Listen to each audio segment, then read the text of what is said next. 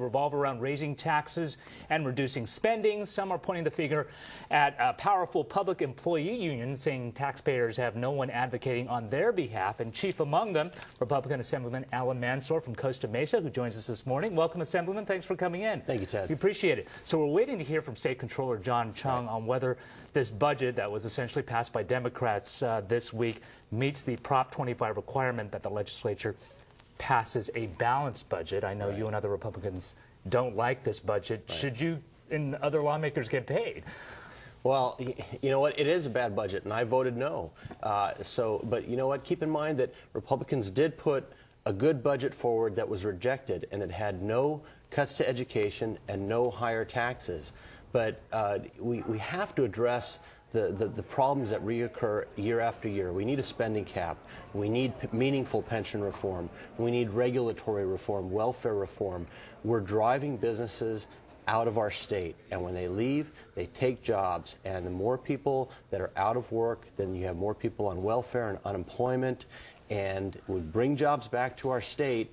We're going to have higher tax revenues. That's the solution to our problem. People want to work. Let me ask you about the Republican budget, because it doesn't contain tax increases, but it also contains some big cuts to poor and disabled programs and a 10% salary cut for state employees. Doesn't that do its own damage, too? There are painful cuts, but I will say that we would have to make less cuts, much less cuts, if we put a spending cap in place, if we had meaningful pension reform, welfare reform, regulatory reform, if we bring jobs back to our state. People want to work. Then they get off welfare. That's a lower cost to the state. They get off unemployment. That's a lower cost to the state. And it provides tax revenue for the state to pay for the things that we should be paying for: police, fire, roads and infrastructure, and things like that. I know a lot of people in the middle are asking, where's the compromise here? If Democrats are willing to meet Republicans halfway and agree to big spending cuts, why can't Republicans meet halfway and agree to some tax increases or even just a tax extension? Ted, even if you had higher taxes, it's not a fix. You're simply kicking the can down the road. You got to have a spending cap, meaningful pension reform, regulatory reform, bring jobs back to our state. They're overregulated, they're going to other states, and they take their tax revenue with them. You talked about pension reform. I know you're big on that. You modeled a bill that didn't make it, but it was modeled after the Wisconsin pension reform.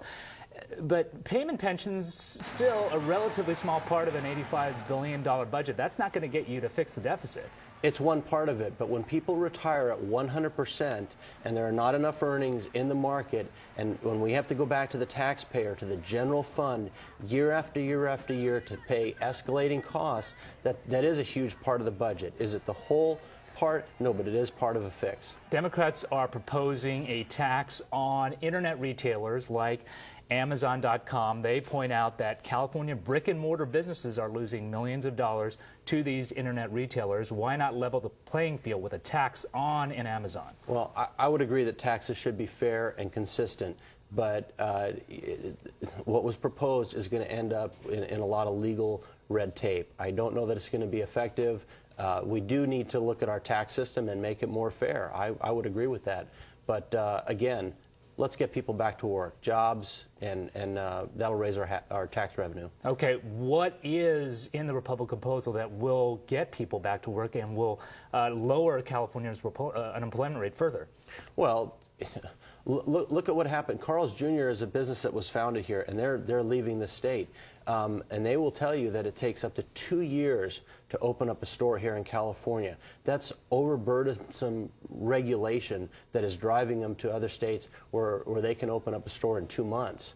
It's that type of overburdensome regulation that's killing jobs in our state. We want to roll out the red carpet and bring them back. The governor is supposedly working with Republicans to come up with some sort of deal where you have tax increase extensions and a spending cap and pension reform as part of the ballot measure. Would you support that? I have said I will not support increased taxes. I believe we're taxed enough, and that's part of what drives businesses from our state.